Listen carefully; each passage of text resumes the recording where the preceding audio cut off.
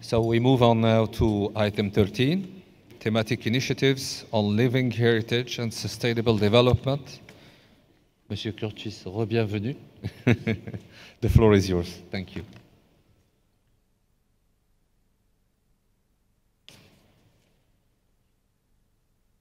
Thank you, Mr. Chairperson. Dear committee members, since 2021, the Secretariat has been undertaking efforts in specific thematic areas to contribute to a holistic approach to living heritage safeguarding and sustainable development in line with Chapter 6 of the operational directives. And our initial efforts have focused on three specific areas, and these specific areas respond both to discussions that have happened in the committee, and I think you'll see one of them even this year, as well as to some of the overall priorities of UNESCO and the culture sector. Firstly, they concern the economic dimensions of safeguarding intangible cultural heritage, and we heard a lot of debates on this issue during item 7 of this session. Then, of course, safeguarding intangible cultural heritage and climate change, as well as the safeguarding of intangible cultural heritage in urban contexts. So I'll give you here, if you may, some brief updates on each of these points. Concerning the economic dimensions of safeguarding intangible cultural heritage, this thematic initiative was launched following the decision taken by the committee in 2019, requesting the Secretariat to publish the recommendations of the evaluation body on safeguarding measures and good practices that would address the risk of decontextualization and over-commercialization of elements in a guidance notes for communities and states parties, and that was decision 14-14. The Secretariat then proceeded first with a compilation of past decisions from the governing bodies of the Convention, the recommendations of the evaluation body, a review of existing literature, and the development of an initial set of case studies from different regions around the world to highlight the contribution of living heritage to sustainable livelihoods. Following this first step, a global survey was sent this year in October to more than 1,000 stakeholders of the Convention. And these included national authorities, accredited non-governmental organizations, Category 2 centers, as well as the contact persons for all the elements inscribed on the list of the Convention. And I'm pleased to report that we've received 153 responses from about 70 countries. And this shows the wide interest of the living heritage community for this particular issue. The finalized guidance note is foreseen to be made available in 2023, and this guidance note, along with a survey, will provide a basis for further reflection under this thematic initiative, with the possible organization of an expert meeting on this issue to be held in 23 or 24, pending the mobilization of extra budgetary resources or additional funding to cover the costs of such a meeting.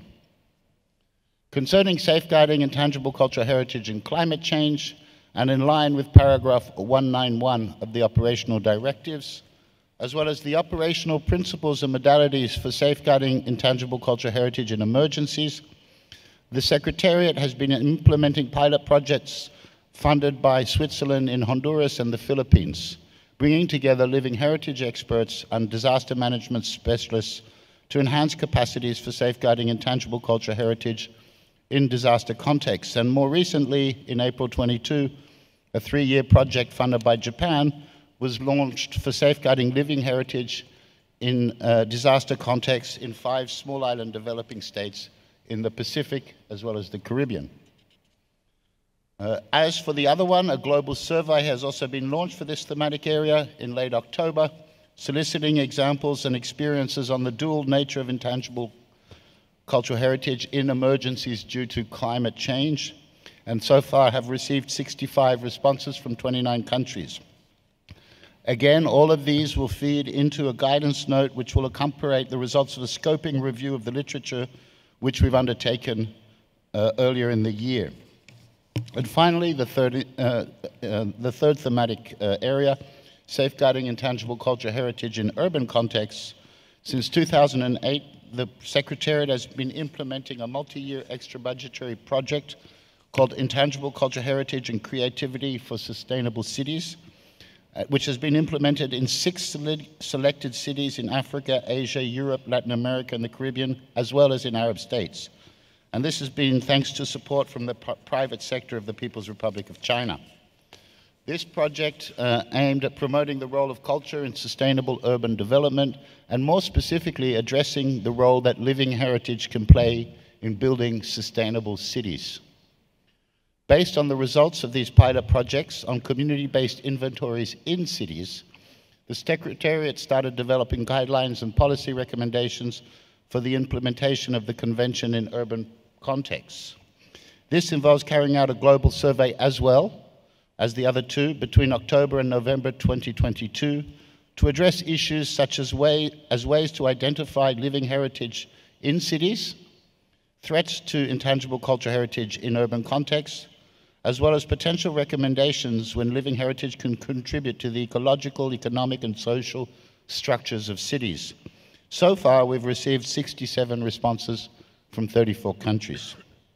Once again, a guidance note is under development and in order to outline a framework for integrating living heritage into urban planning for urban planners, policymakers, and living heritage communities and stakeholders. Thank you, Mr. Chairperson. Thank you very much, Tim, for this presentation. We are pleased to hear about the development of these new initiatives, which further highlights the relevance of living heritage for sustainable development. So I would like now open the floor and to ask if anybody wanted to take the floor. I have Republic of Korea.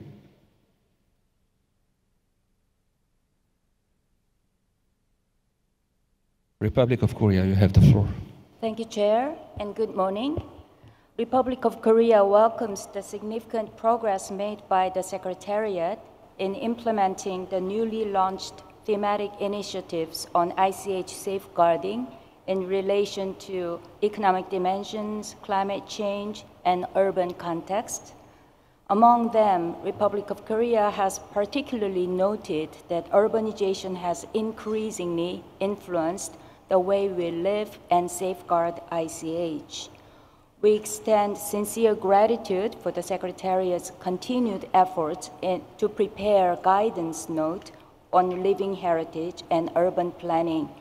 We expect that this new initiative will make way for further clarification on the varied roles of relevant communities, groups, and individuals in future urban plans, thereby bringing more participation from various ICH stakeholders in safeguarding process. We think this is an attempt to align the ICH safeguarding initiatives with broader goals of sustainable development. In this way, we can once again reaffirm the relevance of ICH safeguarding in the global society in the 21st century and contextualize ICH safeguarding in the major debates in the world we live in. Thank you.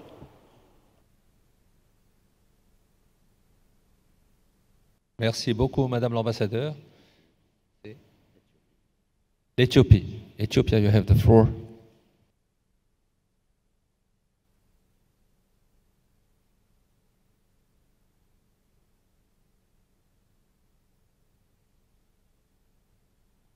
Thank you so much, Mr. Kurtz, for the report on and the further clarifications on the thematic initiatives on living heritage and sustainable development. And the document by itself is very explanatory, but I would like to ask you one more further clarification concerning the global survey which was launched in October concerning the economic dimensions of safeguarding intangible cultural heritage. Out of the responses in 1,000 stakeholders of the convention, in fact, you have tried to identify some of the informations which the survey was aimed and identify. Would you give us further clarifications concerning the positive and the negative effects of commercialization relating to the elements of intangible cultural heritage? Thank you.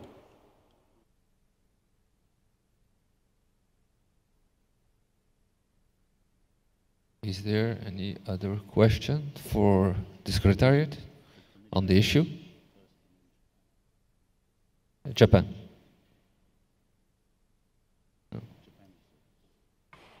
Merci, Monsieur le Président. Ce n'est pas une question, mais nous voudrions avoir un petit moment pour parler sur la sauvegarde du patrimoine culturel immatériel et le changement climatique.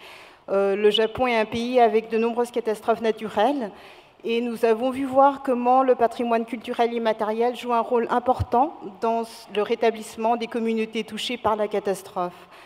Par exemple, sur la côte de Senriku, qui a été gravement endommagée par le tsunami provoqué de 2011, les personnes sinistrées, même s'ils n'avaient perdu leur maison et ne pouvaient plus vivre dans leur ville natale, se rassemblaient dans leurs anciennes villes uniquement le jour de la danse traditionnelle du lion et fabriquaient des têtes de lion en carton pour exécuter la danse traditionnelle, ce qui a permis à ramener les communautés ensemble. Basé sur cette expérience, le Japon soutient, comme Tim l'a cité tout à l'heure, un projet triennal de sauvegarde du patrimoine vivant en situation d'urgence dans 5 États du Pacifique et des Caraïbes, et en particulier sujette aux effets du changement climatique. Nous espérons que le patrimoine immatériel continuera à être une source importante de résilience pour les communautés. Merci. Merci beaucoup le Japon. Si vous me le permettez, je vais redonner la parole à Tim parce qu'il y a une question posée par un membre du comité qui est l'Éthiopie pour qu'il puisse répondre et puis je reviendrai vers les observateurs qui souhaitent prendre la parole. Merci. Thank you, Mr. Chairperson, and I thank Ethiopia for the question concerning the economic dimensions of intangible cultural heritage safeguarding and what are the positive and negative dimensions or effects of the economic approach. I don't want to, we're still in the process of analyzing all our responses, so I'll give a bit of a broad context and a broad response. I must say at this stage we're still refining, but I think we know very clearly from the discussions that have happened at this session and in previous sessions that on the one hand, there are many communities who cannot continue to practice their living heritage without it providing a source of livelihood. So, in those senses, communities, the very economic dimension is exactly the prospect of safeguarding. It is what makes it viable. And in that sense, it's clearly a beneficial approach. So that in that sense, an economic approach is beneficial to communities. I'm thinking particularly crafts, for example, or performing arts. If communities cannot live, many of these elements are threatened precisely because communities cannot make money from them, which they have over centuries. So we need to, and then on the other hand, what are the negative effects? The negative effects is really when an ICH practice becomes distorted, decontextualized, just for the sake of making money. So where are those lines? Where are the principles? How does the committee, how does the convention approach this in a coherent way, in a way that is not ad hoc or reactive to one, but with some guidelines? And that's what we're trying to elaborate through this process. And I think this will also have an impact, if I may, on some of the discussions we've heard today some of the discussions we heard this week around nominations. So I don't know if it's a full answer, but I think that's the purpose of actually doing this exercise, is to get a full and detailed answer on these issues. Thank you, Mr. Chairperson. Thank you, Tim. Donc avant de poursuivre, est-ce que je reviens vers les membres du comité, est-ce qu'il y a quelqu'un qui souhaite prendre la parole? Et après, je reviendrai vers les observateurs. Donc j'ai le Panama. Panama, you have the floor. Señor secretario, gracias por este informe y muchísimas gracias por la aplicación de estas encuestas. Realmente nos permitió pasarla a los representantes de distintas convenciones. Panamá, que tiene el 25% de su población solo en la capital, tiene situaciones muy fuertes de migraciones de indígenas, de grupos afro en la periferia de la ciudad y que a veces no se les permite practicar su patrimonio porque son declarados como zona roja. Incluso algunos reconocidos como Patrimonio de la Humanidad de la cultura Congo tiene problemas para expresarse. Entonces, esta encuesta, estos resultados validados, más toda la herramienta e instrumentos que ustedes nos dan, nos permite crear foros con los gobiernos locales para hablar de la importancia y fortalecerla con lo que se está expresando aquí. Así que muchísimas gracias y felicitaciones por la aplicación de las encuestas. Muchas gracias à Panama. Est-ce qu'il y a d'autres demandes de parole de la part des membres du comité? Je n'en vois pas, donc je continue sur la liste avec les observateurs. Jamaica, you have the floor. To be followed by Samoa. Thank you, Chair. Jamaica notes the work already implemented in relation to the thematic initiatives and thanks the Secretariat for the report, which speaks to this fact. Jamaica is particularly interested in the initiatives which address engaging traditional knowledge systems in not only increasing resilience among communities, but also how the impacts of climate change can in fact devastate knowledge bearers, traditions, and associated cultural sites. We also thank UNESCO for including our capital, Kingston, as one of the pilot cities in the project Intangible Heritage and Creativity for Sustainable Cities. And we have seen significant benefits throughout this project among our stakeholders. Finally, we believe it is important that in discussing the economic benefits associated with intangible heritage practices, we recognize the need of many communities in relation to maintaining their lives. We experience this in the Caribbean, and I'm sure many other regions do as well. And that without the economic benefits, many will not be able to practice these traditions. Thank you, Chair. Thank you very much, Jamaica. Now we are giving the floor to Samoa. Samoa, you have the floor.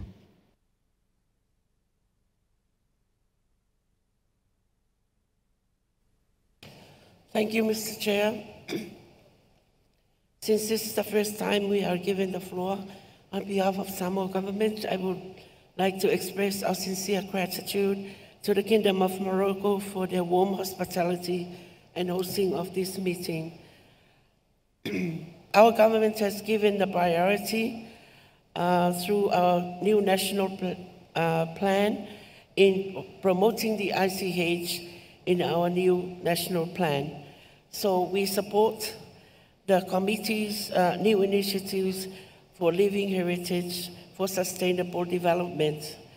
Furthermore, we are supporting our continuous efforts in safeguarding our ICH and obligations to the 2003 Convention. Samoa has noted with thanks the discussions and information shared in this meeting.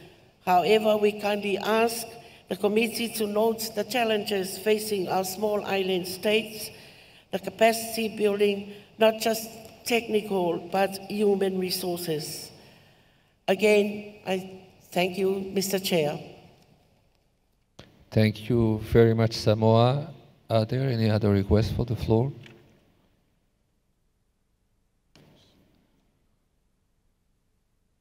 I see none. So let us move now to the decision. Please refer to document 13 and its draft decision in paragraph 18.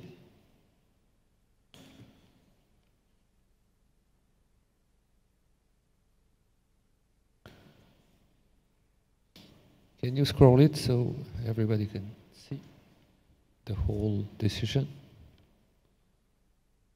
Thank you. Donc, puis-je demander au comité d'adopter cette décision, la 17.com.13. Est-ce qu'il n'y a pas d'objection?